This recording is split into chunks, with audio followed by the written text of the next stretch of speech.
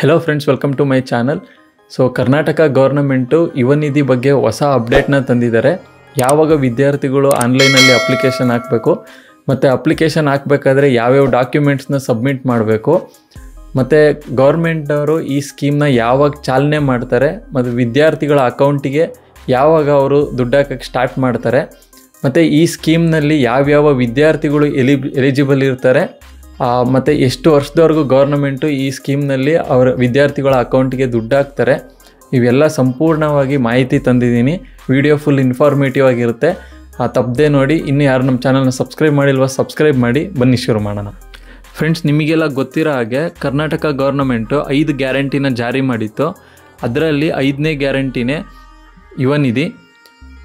So ನಮಗೆ ಬಂದ latest update ಪ್ರಕಾರ ಡಿಸೆಂಬರ್ 26ನೇ ತಾರೀಕಿಂದ ನೀವು ಆನ್ಲೈನಲ್ಲಿ ಅಪ್ಲಿಕೇಶನ್ ಹಾಕಬೇಕು.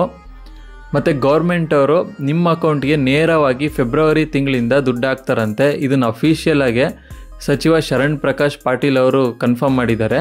ಗೌರ್ಮೆಂಟ್ನವರು ಜನವರಿ 2ನೇ ವಾರದಿಂದ ಈ ಸ್ಕೀಮ್ನ ಚಾಲನೆ ಮಾಡ್ತಿದ್ದಾರಂತೆ. ನಿಮಗೆಲ್ಲ ಗೊತ್ತಿರೋ ಹಾಗೆ ಪ್ರತಿ ತಿಂಗಳು ನಿರುದ್ಯೋಗ ಪದವೀಧರರಿಗೆ 3,000 ರೂಪಾಯಿ ಮತ್ತು ಡಿಪ್ಲೊಮಾ ಪದವೀಧರರಿಗೆ 1,500 ರೂಪಾಯಿ ಹಣ ವರ್ಗಾವಣೆ ಗೌರ್ಮೆಂಟ್ ಮಾಡುತ್ತಂತೆ ಅವರ ಅಕೌಂಟಿಗೆ. ಸೊ ಯಾರ್ಯಾರು ಈ ಸ್ಕೀಮ್ಗೆ ಬರ್ತಾರೆ ಅಂತ ನೋಡೋದಾದರೆ, ಯಾವ ವಿದ್ಯಾರ್ಥಿ 2022-2023ನೇ ಸಾಲಿನಲ್ಲಿ ಪಾಸಾಗಿರ್ತಾರೋ ಆ ವಿದ್ಯಾರ್ಥಿಗಳು ಮಾತ್ರ ಈ ಸ್ಕೀಮ್ನಲ್ಲಿ ಅವಕಾಶನ ಪಡ್ಕೋಬೋದು. ಮತ್ತು ಸರ್ಕಾರದವರು ಹೇಳಿರೋ ಪ್ರಕಾರ ಅವರು ನಿಮಗೆ ಕೆಲಸ ಸಿಗೋವರೆಗೂ ಅಥವಾ ಕನಿಷ್ಠ ಪಕ್ಷ 2 ವರ್ಷವರೆಗೂ ನಿಮ್ಮ ಅಕೌಂಟಿಗೆ ಪ್ರತಿ ತಿಂಗಳು ದುಡ್ಡು ಹಾಕ್ತಾ ಇರ್ತಾರೆ. ಸೊ ಮಧ್ಯದಲ್ಲಿ ನಿಮಗೇನಾದ್ರು ಕೆಲಸ ಸಿಕ್ಕಿದರೆ ಆಟೋಮೆಟಿಕ್ಕು ದುಡ್ಡು ಬರೋದು ಸ್ಟಾಪ್ ಆಗುತ್ತೆ. ಫ್ರೆಂಡ್ಸ್, ನಾನೊಂದು ರಿಕ್ವೆಸ್ಟ್ ಮಾಡ್ತಾ ಇದ್ದೀನಿ. ಸೊ ನಿಮಗೇನು ಇಲ್ಲಿ ದುಡ್ಡು ಬರುತ್ತೋ ಅದನ್ನು ದಯವಿಟ್ಟು ನೀವು ಯಾವುದಾದ್ರು ಕೋರ್ಸ್ ಮಾಡೋದಕ್ಕೆ ಯೂಸ್ ಮಾಡ್ಕೊಳ್ಳಿ. ಯಾಕಂದರೆ ಈ ದುಡ್ಡು ನಿಮಗೆ ಶಾಶ್ವತ ಅಲ್ಲ. ಲೈಕ್ 2 ವರ್ಷ ಆದಮೇಲೆ ನಿಮಗೆ ಕಂಪ್ಲೀಟಾಗಿ ಈ ದುಡ್ಡು ಬರೋದು ನಿಂತೋಗುತ್ತೆ. ಆದ್ದರಿಂದ ಬೇಗ ನೀವು ಕೋರ್ಸ್ ಮಾಡಿ ಚೆನ್ನಾಗಿ ಕಲ್ತ್ಕೊಂಡು ಒಳ್ಳೆ ಕೆಲಸನ ಬೇಗ ಸಿಗಲಿ ಅಂತ ನಿಮಗೆ ಪ್ರಾರ್ಥಿಸ್ತಾ ಇದ್ದೀನಿ. ಮತ್ತು ಇಂಪಾರ್ಟೆಂಟಾಗಿ ಏನೇನು ಡಾಕ್ಯುಮೆಂಟ್ನ ನೀವು ಸಬ್ಮಿಟ್ ಮಾಡಬೇಕು ಆನ್ಲೈನ್ ಅಪ್ಲಿಕೇಶನ್ ಹಾಕಬೇಕಾದ್ರೆ ಅಂದರೆ, ಮೊದಲನೇದಾಗಿ ಅರ್ಜಿದಾರರು ಕರ್ನಾಟಕದ ಕಾಯಂ ನಿವಾಸಿಗಳಾಗಿರಬೇಕು.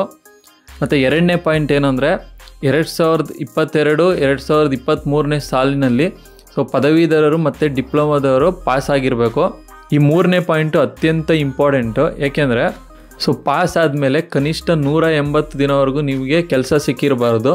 ಅವ್ರು ಮಾತ್ರ ಈ ಯುವ ನಿಧಿಗೆ ಎಲಿಜಿಬಲ್ ಆಗ್ತೀರಾ. ಸೊ ನೀವು ಆನ್ಲೈನಲ್ಲಿ ಅಪ್ಲಿಕೇಶನ್ ಹಾಕಬೇಕಾದ್ರೆ ನಿಮಗೆ ಕಂಪಲ್ಸರಿಯಾಗಿ ಆಧಾರ್ ಕಾರ್ಡ್ ಇರಲೇಬೇಕು, ಮತ್ತು ಬ್ಯಾಂಕ್ ಖಾತೆ ಕೂಡ ನಿಮಗೆ ಕಡ್ಡಾಯವಾಗಿ ಇರಲೇಬೇಕು.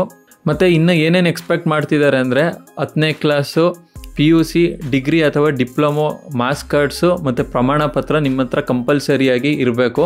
ಸೊ ಇನ್ನೂ ಒಂದು ಕಂಪಲ್ಸರಿಯಾಗಿ ನಿಮ್ಮ ಹತ್ರ ಮೊಬೈಲ್ ನಂಬರ್ ಇರಲೇಬೇಕು. ಸೊ ಇವೆಲ್ಲ ಡಾಕ್ಯುಮೆಂಟ್ಸ್ ನಿಮ್ಮ ಹತ್ರ ಇದ್ದರೆ ನೀವು ಆನ್ಲೈನಲ್ಲಿ ಅಪ್ಲೈ ಮಾಡ್ಬೋದು ಮತ್ತು ಈ ಸುವರ್ಣ ಅವಕಾಶವನ್ನು ನೀವು ಪಡ್ಕೋಬೋದು. ಸೊ ಈ ಇನ್ಫಾರ್ಮೇಷನ್ ನಿಮಗೇನಾದರೂ ಇಷ್ಟ ಆಗಿದ್ದರೆ ದಯವಿಟ್ಟು ಶೇರ್ ಮಾಡಿ, ಸಬ್ಸ್ಕ್ರೈಬ್ ಮಾಡಿ. ಮುಂದಿನ ವೀಡಿಯೋದಲ್ಲಿ ಇದೇ ಥರ ಇನ್ಫಾರ್ಮೇಷನ್ ವೀಡಿಯೋ ತರ್ತೀನಿ. ಅಲ್ಲಿವರೆಗೂ ಗುಡ್ ಬೈ.